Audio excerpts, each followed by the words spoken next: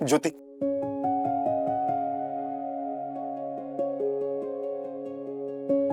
तू काय काय म्हणालास? ज्योती, तू बरा आहेस ना रे? नाही म्हणजे मला मीटर सोडून माझ्या स्वतःच्या नावाने हाक मारलीस. हे तुला बरं नसेल वाटत ना तर तू डॉक्टरांकडे जाऊन ये हा. खरंच सांगते.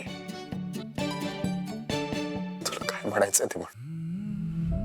मी खूप खुश आहे. मला वाटलंच नव्हतं बाबा माघार घेतील. तुला सांगतो आज पहिल्यांदा माझ्या घरच्यांव्यतिरिक्त बाहेरच्या माणसाने माझी बाजू घेऊन माझं सत्य सिद्ध केलंय बाबांसमोर. आजपर्यंत एवढे कष्ट कोणीच घेतले नव्हते माझ्यावर.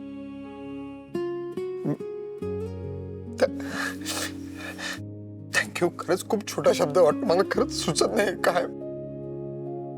तुला एक सांगू, आजपर्यंत मला असं वाटत होतं तू का भेटलीस बाबा मला. सतत चिडचिड.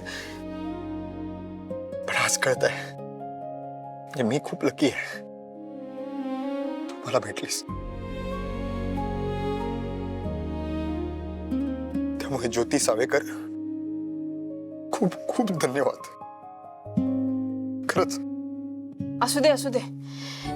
पण मला काही लकी बिकी वाटत नाही तू भेटलास म्हणून. मी पुरुषोत्तम काकांनाच मदत केली. मला काही तुझ्यात आणि पुरुषोत्तम काकांमध्ये पडायचं नव्हतं अजिबात. ते म्हणतात ना की चांगल्या कारणांमुळे गैरसमज दूर होतात. तसं झालं असेल आणि या निमित्ताने का होईना तुझ्यात आणि पुरुषोत्तम काकांमधला गैरसमज थोडा तरी दूर झाला असेल. त्यामुळे मला बरं वाटतंय.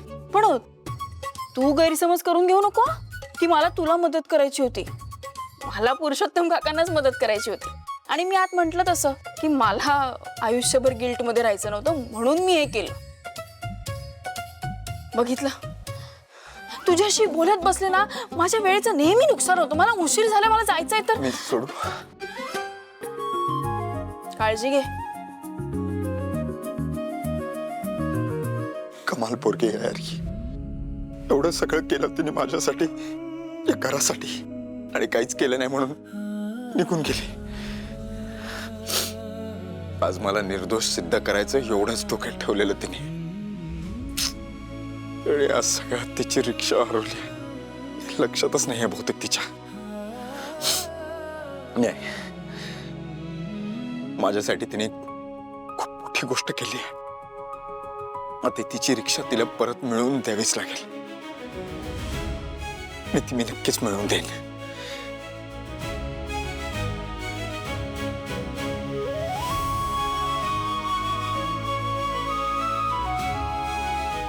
बाबा,